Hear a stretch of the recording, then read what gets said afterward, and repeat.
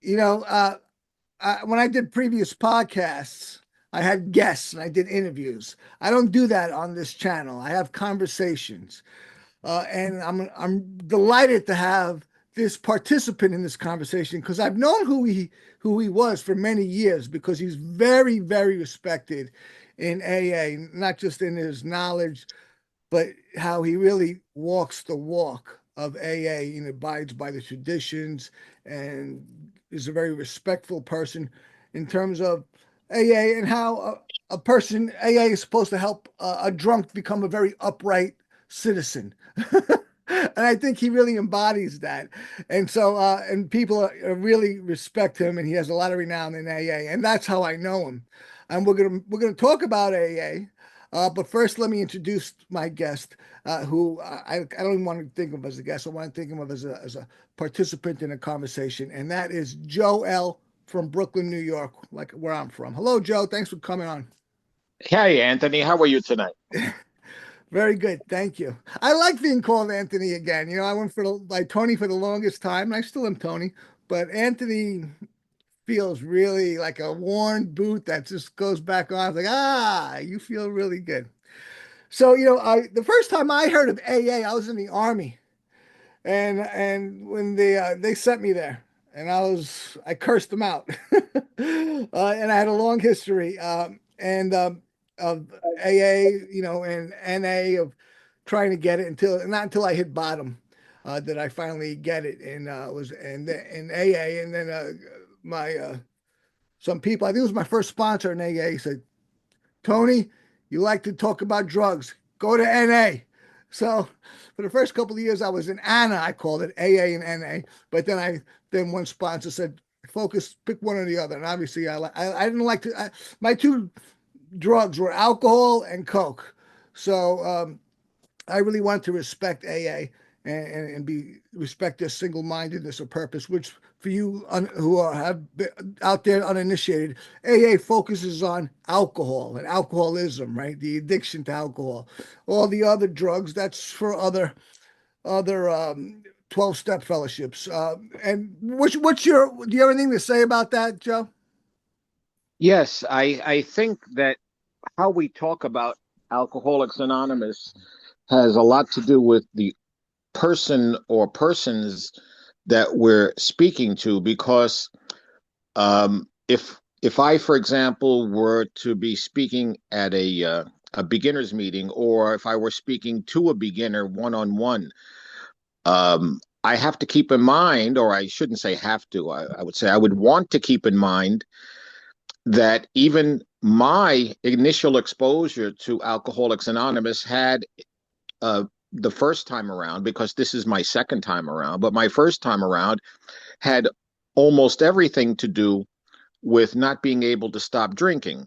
Although it was really combined with the fact that I also knew that I was in emotional pain. And even when I made my initial call to Alcoholics Anonymous, I remember saying to the person on the phone, and this was in 1990, it's not really alcohol. It's not really the alcohol that's the problem. It's the anxiety that causes me to drink. And that statement that I made, and those thoughts, the thought of that was the basis for a lot of denial. Am I really an alcoholic? I myself said to this person on the phone, alcohol is not really the problem. But then something started to happen over the years. Well, I can't say over the years, because in my first time around, I didn't even stay for a year. That's a story in and of itself. But in my second time around, and spending time in the fellowship, reading the literature, working with a sponsor, working with sponsees, going to meetings, and all these things that we do, uh, in my travels, I have countless times heard people say things like, I came for my drinking, but I stayed for my thinking. Yeah. I've heard many, many people say, alcohol was not my problem, it was my solution. I read in our book, the book that we refer to lovingly as the Big Book, the title of which is Alcoholics Anonymous. It says in the book, liquor was but a symptom. So what originally was, oh, and here, the third tradition. The third tradition, because we have 12 steps, we also have 12 traditions. The third tradition says the only requirement for membership is a desire to stop drinking. So, what I realized is that um, alcohol, by thinking to myself, by proclaiming to others that alcohol was not the problem, is completely consistent with what I've heard from so many others.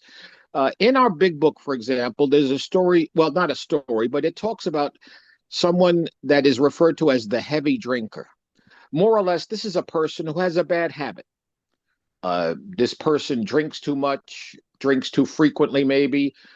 Perhaps it's a student in college and got into a fraternity, hangs out with the wrong crowd, somebody who goes to sports bars, the kind of work they do, maybe wherever they work, there's a lot of, there's a million reasons that people can get into this bad habit. But the heavy drinker, as he or she is referred to, is not like me, or not necessarily like me, spiritually, mentally, and emotionally broken and bankrupt. If they have a good enough reason, the big book says, to stop, they can stop. So, in a way, I would say that what differentiates me from the quote unquote heavy drinker is not so much how you view us as we're drinking, because that behavior can seem almost identical at times. It's when we put down the booze and you look at how we are when we're not drinking that you can see that there's a big difference between the quote unquote heavy drinker and people like me. You see, Right. when I put it down, that's when the problem really begins, because that's when I'm solutionless. That's when I'm left with me. If liquor Right. was but a symptom, then what about all the other symptoms? Well, for me, they were, for example, self hatred, low self esteem, not feeling comfortable in my own skin, being living in fear to sometimes some fear, a noticeable, and other times paralyzing fear, depression, anxiety, um, self-centeredness, all of these things that I was treating with alcohol, because alcohol is a very effective treatment for alcoholism. So what I'm getting at in a very long-winded way is that um, Alcoholics Anonymous certainly is known as a fellowship that helps people stop drinking. But I'll tell you a big secret that people are not going to find out until they come to AA and spend time there. And then they realize that it's so much more. Yep. The stopping drinking part is merely the beginning. That's the thing that we walk in through the front door and not realizing. It's almost false advertising. They say, you know, do Yeah. you can you are you do you have a problem with alcohol? Are you trying to stop and you can't stop drinking? And they get you in with that false advertising. Then when you start spending some time in Alcoholics Anonymous, you find that this is a fellowship that provides a program of recovery that is life transforming. It is a life school. It is a place to learn how to live a day at a time sober. It is a place to learn how to be transformed from self reliance to God reliance. And I'll end with this. I have said this to many people, and almost without exception, the people that I've expressed this to have agreed with me. I do not believe that God created Alcoholics Anonymous to help people stop drinking. I believe he created it to bring people to God. I believe you. And you just alluded to, well, in a number of places, people might be listening to the or watching this channel and go, okay, Tony or Anthony, what's the AA got to do with rediscovering Christianity? Well, AA is a spiritual program. I would often say it was a spiritual psychological program. Those two are interrelated, but it is absolutely a spiritual program. And it's and now Joe obviously, as I introduced him earlier, knows a lot about AA. He's very respected. He's hiding his identity. Well, I'm not gonna say he's hiding his identity for noble reasons, not out of any fear. But he's abiding by the traditions of being anonymous. And I always did, but I don't really consider myself a member of AA NA anymore. Even though I've just now. Um, Reacquainted myself with Joe recently because a mutual friend of mine of ours asked me to come to an AA meeting, which I find it's beautiful. It's wonderful for me. Um, but I don't really think I belong there anymore. I mean, I've had this notion for many years, and and it's it's just for me, more than ever, I have this notion because now that I got sober 25 years ago. Finally, after 8 years of struggling, right, to get sober, all right, to get recovery, right. When I allowed a higher power to take it for me, right. As Joe mentioned it earlier, the third step, well, you mentioned the third tradition. The third step is about putting your faith in a higher power. All right, and that was it. That was the linchpin. I mean, all the steps are necessary, but that was the most powerful one, perhaps. But I could not name that higher power because I turned my back on that higher power many years before. But now I do. Now I can't. I'm done covering up the name of that God that I could not name before because of my pride, because of my own sinfulness. And the name of that God is Jesus.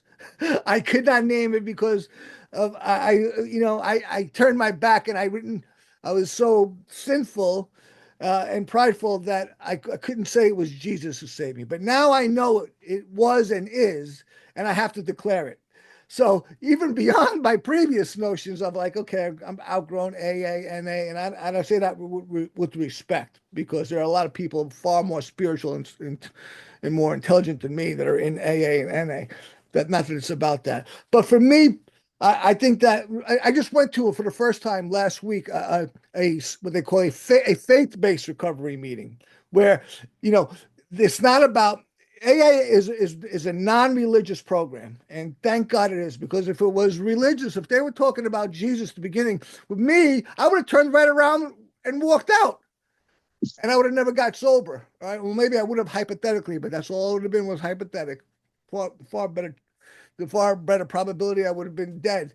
But the fact is that they were not religious, and I was able to accept it slowly enough until I finally regain sanity.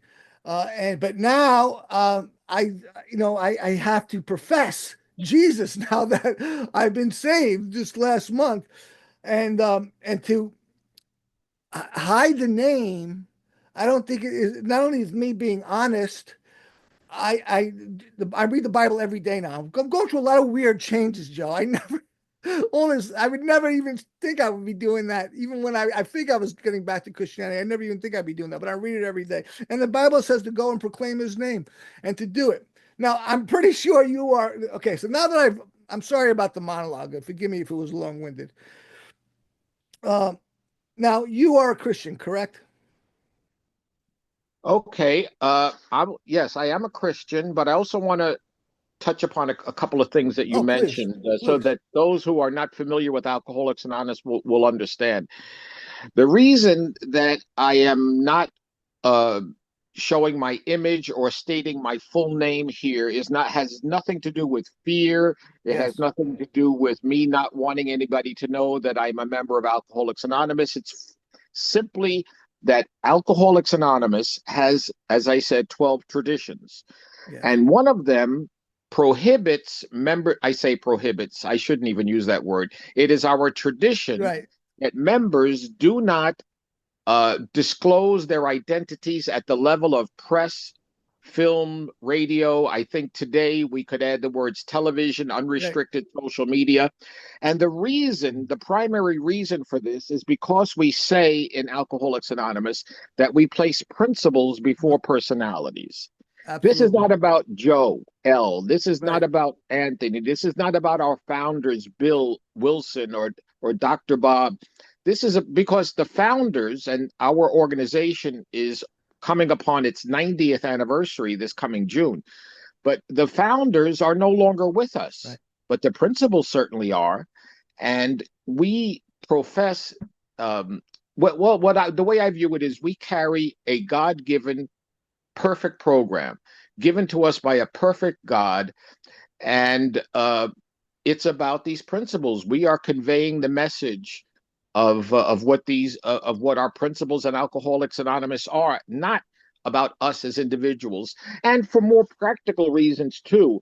Um, if, for example, famous people, whether they be sports figures, politicians, um, uh, performers in like movie actors or Broadway stars, whatever, people Mhm. who are known publicly, popular, famous, if they openly in the media talk about that they are alcoholic and have gone to Alcoholics Anonymous and are sober, and then the public starts attaching these people's identities with sobriety and Alcoholics Anonymous. If they fail, if they fall, or even if they say things that are not consistent with our fellowship, they can harm Alcoholics Anonymous. Right. So that's why we require No, us to be anonymous exactly. publicly. And Yeah, that's why I prefaced right, my violations, I'm holding up air quotes, of the right, traditions because I don't really consider myself a member. Because right. if I Okay, did, I would not be violating that tradition. right. I would not be, because Now, I respect AA and myself. And by the way, let me just say one thing to compliment what you said. Joe, what Joe just talked about was a person, but every person has an ego. The ego is the we in AA or wherever in spirituality knows that the ego is the thing that must be contracted and made smaller, and so our soul and our spirit can increase, and so that's a primary reason why a person doesn't say their membership of AA, because they can stroke their ego, and the ego is a very dangerous thing to an alcoholic. It's dangerous to yeah, all people, but especially yeah. an alcoholic, a recovering alcoholic. Yes, our program is sometimes described as a process of ego deflation. That's one of the ways that we view it. Absolutely. You said that Alcoholics Anonymous is not a religious program, and I agree with that. That there's nothing to agree or disagree. It's a fact that Alcoholics Anonymous is not a religious program. We welcome people of all faiths. We welcome people with have no faith. But having said that, let me also say a couple of things. Number one, Alcoholics Anonymous is not an anti-religious program by any stretch of the imagination. We encourage our members to go back to their faith if they left, or to participate in their religious organizations, religions, sects, denominations, or whatever. We're not against religion. In fact, Alcoholics Anonymous would not exist were it not for the fact that a man named Ebby Thatcher walked into an apartment. I believe the address, if I'm not getting it incorrect, is 182 Clinton Street in Brooklyn. The apartment is where Bill Wilson, the initial founder of Alcoholics Anonymous, and his wife resided. And Bill expected Ebby Thatcher to come into his home and get drunk with him. But Ebby would not have any of it. He was not drinking. And Bill was shocked that this man was not drinking. Why was he not drinking? Now, Bill, This is a Joe, let me just, how much I love AA. Let me see if I got this. Let me see if I know what Ebby said. He said, I got religion, Bill. exactly. He said, I You see, got religion. I love that. Everything, whatever I say about AA, I love AA. AA Yes. is a blessed, one of the most blessed things that humanity has ever had happen to it. So Right. So Ebby Thatcher, what he meant as he elaborated to Bill on this is he did get religion. What he did was he found sobriety through a Christian religious program which had 6 steps called the Oxford Group. yeah, Ebby Thatcher then went on to sponsor Bill Wilson. Bill yes, Wilson did not get sober in Alcoholics Anonymous for the simple reason that it didn't exist.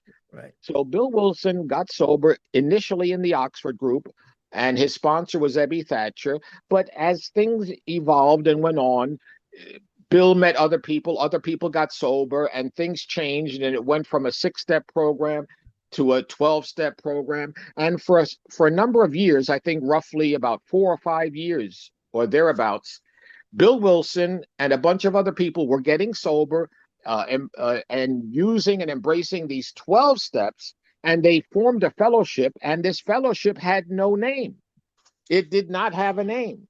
And when they eventually wrote a book to describe this transformation they had undergone, and the name of the book was Alcoholics Anonymous. And they came up with the idea of naming the fellowship after the book. Uh, Oddly enough, Bill Wilson, before they decided upon this name, the name that he was thinking of calling this fellowship was the James Club, because it turns out that what I've heard is that the book of James was Bill Wilson's favorite book in the Bible. Now, also on the topic of religion, as I said, no, we're not a religious organization, and we're not affiliated with any sect, denomination, politics, organization, or institution. It says that in our preamble. But it does say on page 88 of our book, the big book, it says, be quick to see where religious people are right. Make use of what they offer. Doesn't sound like an anti-religious program to me.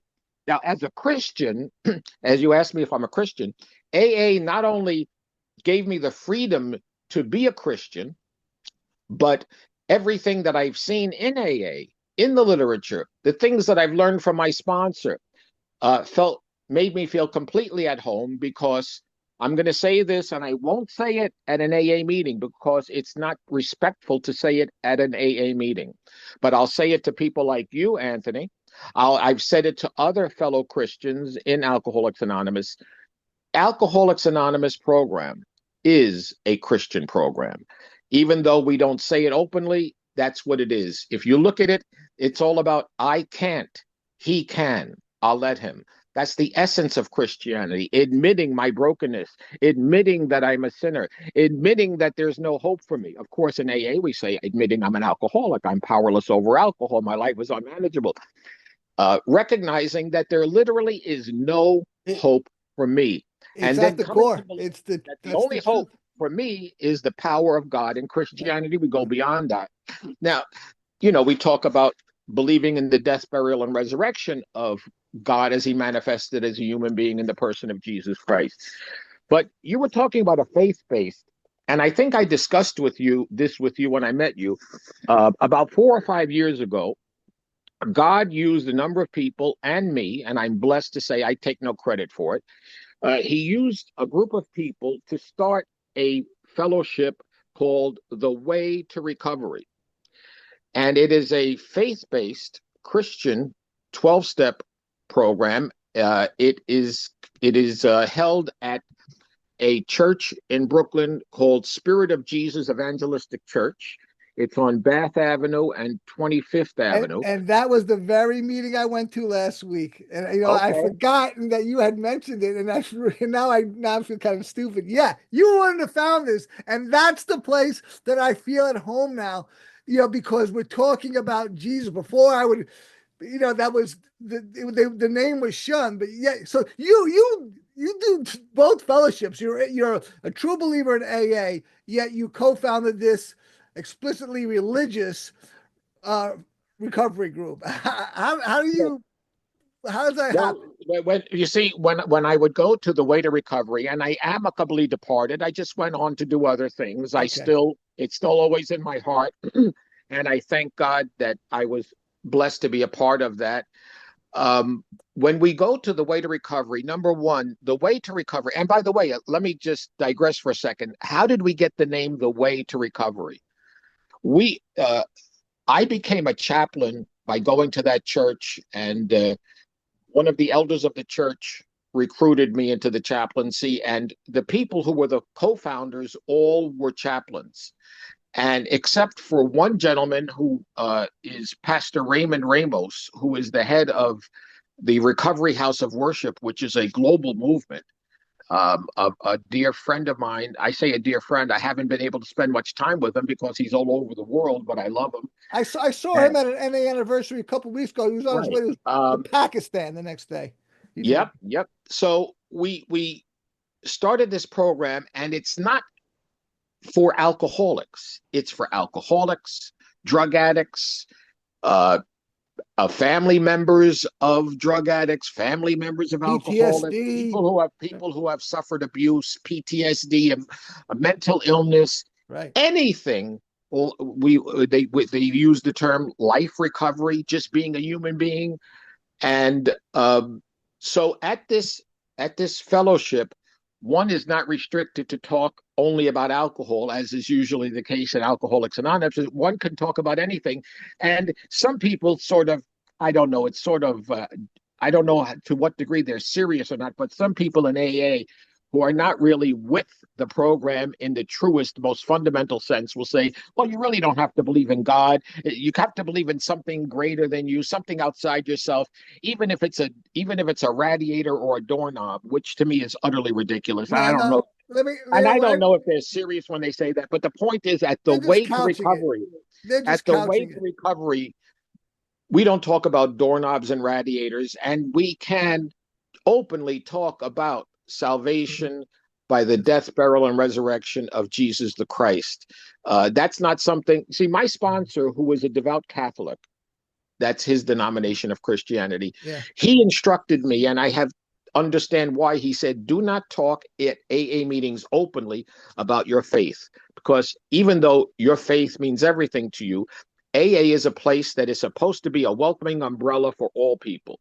So we do. I meet people on the common ground of God, but at the way to recovery, I can go beyond that. And certainly when I'm sponsoring and my current sponsor is a Christian, but when I'm sponsoring people that I know to be Christians, we talk about Christianity, the Bible. We're not, we can be totally open about this. But I want to say this: when I practice, I don't even know whether that's the appropriate word, but when I live Christianity or when I live Alcoholics Anonymous, they're not two distinct things. For me, they're one and the same. When people say in the third step, we turn our will and our lives over to the care of God as we understood him or as we understand him.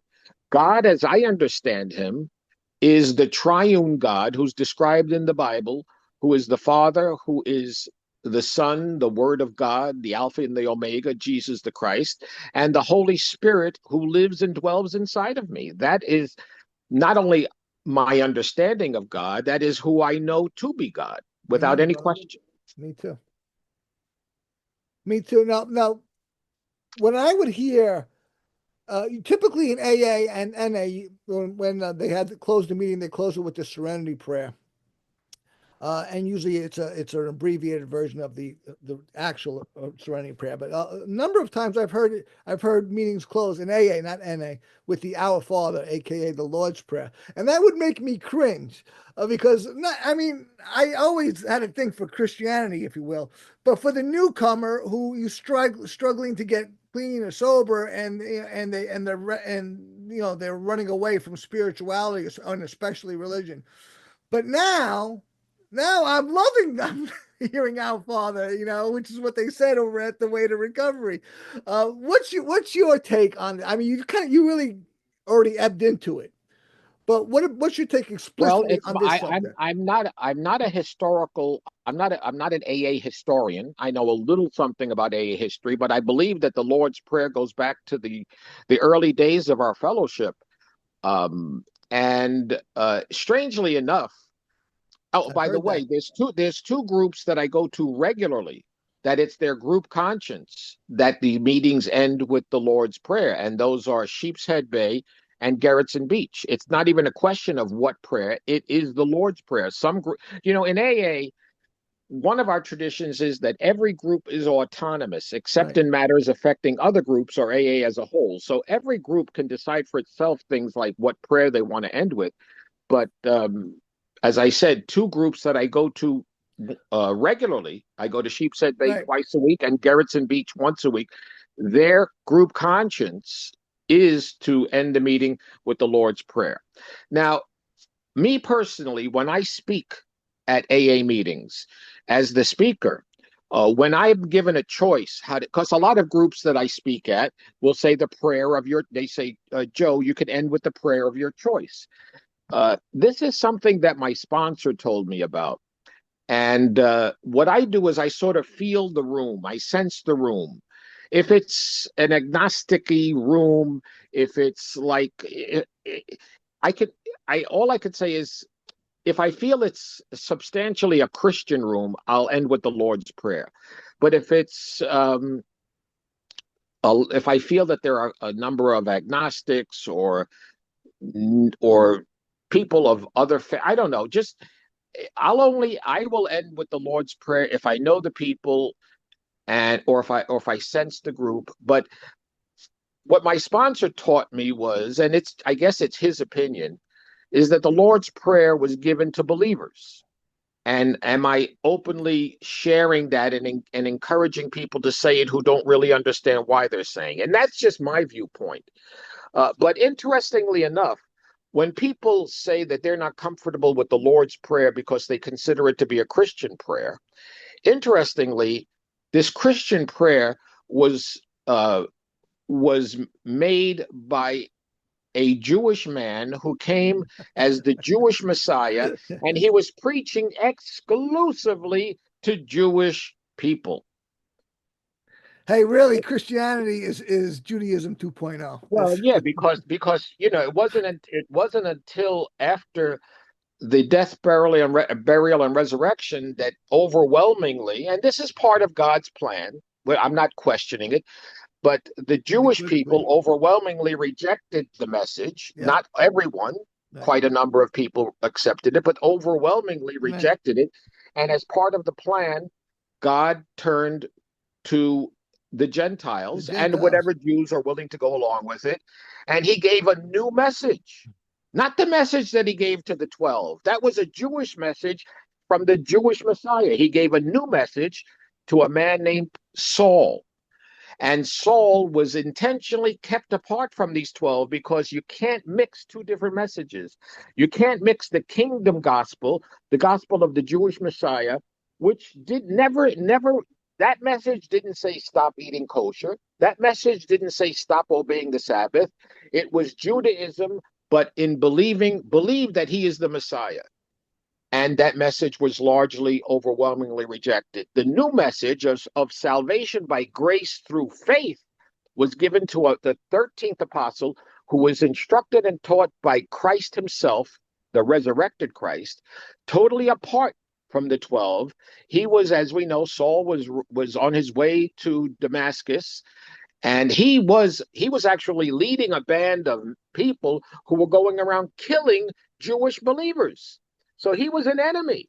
And here he is riding on that horse to Damascus, and he was knocked off his horse, and he was given a brand new message. Was not, and that message was not simply, repent of your sins, be baptized in water, and believe that this man is the Jewish Messiah. It was a brand new message. It was a message based on faith through grace. The message was believe that God loved the world so much that he manifested as the Son of God, was crucified to pay for every sin that I've ever committed from birth until death. He was buried. He rose on the third day, and so that I can have eternal life with him in glory. And my salvation comes not from anything that I've done or will ever do, because if it's based on that, then I'm a goner. It's based on what he did. My accepting it, believing in it, having faith in it, turning my life to him is the same as I do in AA, and say, thy will, not my will, be done. I think that everything, I used to totally reject that everything happens for a reason. To me, that was such a ridiculous premise. Or sometimes I would concede it. I would say, "Oh yeah, stupid reason," and that's true. A lot of people, us humans, we do an incredible amount of stupid things, and those things are causes, right, to the effects. But beyond that cynicism, I now subscribe to that, and I did that as I studied Stoicism and Marcus Aurelius. But now that I'm a Christian, I really believe it. I really do. And Jesus, it was all planned. Everything that's happened was all God's script. And I think that the earth had to be somewhat civilized before it could have this message of this way, which is known as Christianity. And that civilization, uh, in terms of religion, was Judaism. Okay. And then of course Jesus came along and said, okay, now this is the new thing. This is the 2.0, as I said. But I love how you differentiated Saul as opposed to the other apostles. But and things evolve, just like I said, I came around and I was like, okay, this higher power I finally admit it will get me sober because I can't do it. And now I admit that the higher power is Jesus. All right. It all happened in God's time. And Stoicism says that when something happens, you know, it had to happen. So we'll curse some things, right? Or say things terrible, judge them in such a poor way that they are terrible, awful thing. But Stoicism says that if something happened, it's so that the greater thing could happen subsequently. And I really believe that now. And I mean, look at me now. I'm a businessman. I'm a very deliberate person, and I've worked at something for years now, and it's been my purpose in life. And spent so much money doing it in my business, and it hasn't reached the success that I wanted. But this is the thing that consumes me. But I can tell you, since I've been saved last month, if I die tonight, it'll be okay. And I could have never said that before I was saved. I could have never said that. I must accomplish this mission. But now I realized that being saved was the most important thing I could have done. Now but I have other things that I want to do, and what I need to do is profess Jesus' word, and then do these other things too. Um, but things get revealed to you. But I want to talk about one final topic before I let you go. You already brought it up wonderfully, and Yvette. I know Yvette. Do you know Yvette from NA? She's in charge of. Yvette is she is my sister in Christ, and she's one of the other people that, and she's a chaplain, and she's one of the other people that founded the Way to Recovery. That's right. Oh, That and I that's was going why. to tell you, I didn't get to finish this. Yeah, So we were talking, Pastor Raymond, Yvette, and the elders of the church, me, and one or two other people. We were talking about starting this fellowship, and we didn't have a name for it. And one day I was leaving the church and I was walking along 25th Avenue, going to get the bus to go home. And it just came to me, and I don't take any credit for it. In John, Jesus said, I am the way, the truth, and the life. He says that no one comes to the Father but by me. And it just hit me, the way with a capital W to yeah, recovery. I came back the next time I saw them. I delivered this to them. They accepted it, and that became the name of the fellowship. I didn't give it to, I believe God gave us that name. yeah. I love, and now the work that you did along with Yvette, I'm getting more involved with now. So we're all connected, especially here in Brooklyn or any other community. It's so They're going to wonderful. make you a chaplain, Tony. And that's what I was about to say. Now, that is that when I first learned about that from Yvette last year, that interested me. But now that I'm born again, it really, really interests me. So now that you're a chaplain, you flash your badge to me. Why don't you tell me and the viewers about this New York State chaplaincy? Okay, so you said I flashed the badge. I did it rather privately. It's not something Yeah, that I I, I, show. I should have said that. I Yeah, said you did it yeah, kind of yeah. I wear it. comedically. I wear it under, under my shirt. Or there's another. You can carry it. They also provide you with a wallet that you can carry it in your pocket. It's so cool. Uh, Chaplains with when badges. so I went to the Spirit of Jesus Evangelistic Church, and one of the elders, a wonderful woman named Tally. She was, I don't know the exact word for it. I don't know what you call her, but she was the one that conducted the classes for the chaplaincy.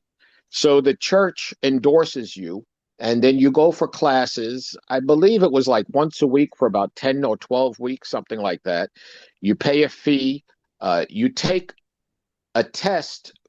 You have a study guide and you take a test, and I also had to take two FEMA tests.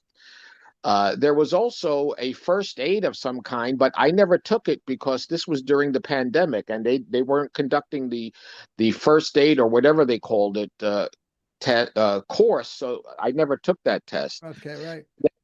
Where did I use the chaplaincy? I basically used it as a fellow chaplain among the leaders, the founders, the leaders, whatever you want to call us, of the Way to Recovery.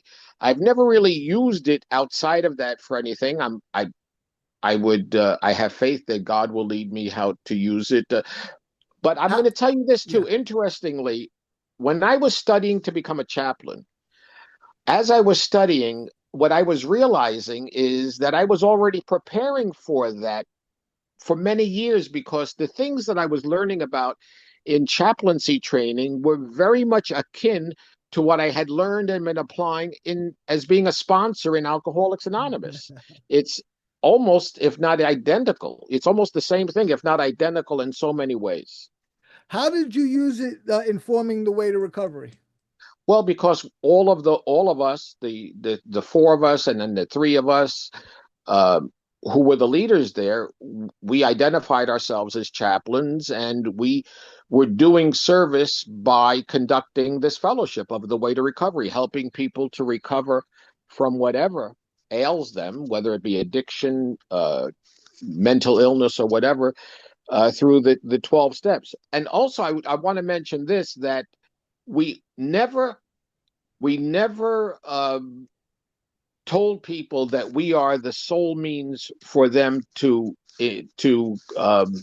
for their recovery process. We didn't expect that a person should come see us once or twice a week and we will be their primary means of recovery. We looked at it as an adjunct, Ah, a, a spiritual, I mean, a Christian adjunct to AA or NA. We encouraged people to go to NA meetings or to AA okay. meetings.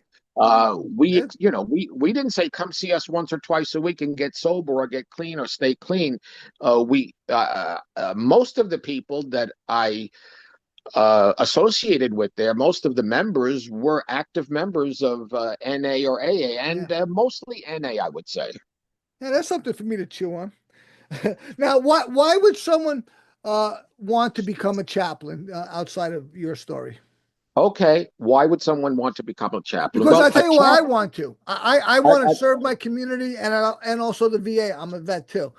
okay, I used to bring up NA meetings for many years at the NA, at the vet. Then and so I would like to serve in those regards. You know, spiritually. I'm sorry. Continue, please, Joe. yeah, sure. So typically, a clergy person can also be a chaplain, but Yes. a clergy person, a rabbi, a minister, a priest, is usually associated with a house of worship, whether it be a synagogue, a mosque, a church. A chaplain is associated with a facility of some kind. It can be a school, a hospital, a community center, a police station, a military base, where they serve the needs of the patients, residents, workers, or whatever. And all, when a chaplain provides this service, yes, our primary responsibility is to the people of our faith, meaning a Christian's chaplain is primarily he or she is responsible to Christians, a Jewish chaplain to Jews, et cetera, et cetera. But part of being a chaplain is being available to serve the needs of anyone of any faith. You cannot, so if God forbid, if I were walking down the street and let's say I saw an incident, people were injured, a car, whatever it could be, and I my job would be to go over to whoever's running the scene, the fire department, police, and say, well, I'm a chaplain. I'm a member of the New York State Chaplain Task Force, United States Chaplain Task Force. Can I be of assistance? I can't just dive in and go help. That's not the way it works. And they would say, well, maybe you could go comfort this person. They're waiting for an ambulance. Now, let's say you go over to this person and Hold you on, say, hey, before I'll let you continue. When I get my chaplain's badge, I'm going to storm the situation and go, I'm in charge here now. yeah, Yeah, okay. well, we know you, Tony. Anyway, so you go over the person. Let's say the person says, can you pray with me? Yes. My next thing to do is say, I'm a Christian chaplain. Would you like a Christian prayer or just a non-denominational prayer just to God? Okay. Because that person might say, well, I'm Jewish or I'm Muslim or I don't belong. And you have to be willing, you have to know how to say general prayers or Christian prayers if you're Okay. dealing with a Christian or a Right. non-Christian. Got it. So Right. yes, your primary responsibility is to people of your faith, but you also have a responsibility to serve the needs of all people. Wow. You know that you have been so illuminating. Uh, throughout the entire conversation, but especially this about this chaplaincy. This is, but I can't denigrate the rest of it. It's been a most excellent conversation, Joe. I really thank you so much. Much love to you, my friend. Do you have anything else that you would like to close with before we sign off? Yes, I would like to close with this. Since I am an alcoholic, I would just like to say that if there's someone who is watching or listening to this YouTube channel who has been struggling with alcohol, or maybe even struggling, maybe you're not even drinking anymore, but you're still struggling because you've learned that putting down the alcohol not only hasn't solved your problem, but in many ways has made it worse. I came into Alcoholics Anonymous for the second time after not drinking for 10 years, but I was dying mentally, emotionally, and spiritually. But if you have an alcohol problem or an alcoholism problem, I would urge you to consider that there may be a solution. And Alcoholics Anonymous has meetings everywhere. You can go to Brooklyn Intergroup has a website which is bigaa.org. That's bigaa.org. New York Intergroup, I believe, is nyintergroup dot org. There's even an app called the Chair. It's provided by Alcoholics Anonymous, aa.org. It's an app. You can find it. The meeting guide uh, app, I think it's called. The symbol of it is a chair. You can go online and find meetings. Just try a meeting. You don't have to commit. Come in, take a look, listen, see what's going on. No contracts to sign. Have a cup of coffee, sit back, relax, and see if you identify with us.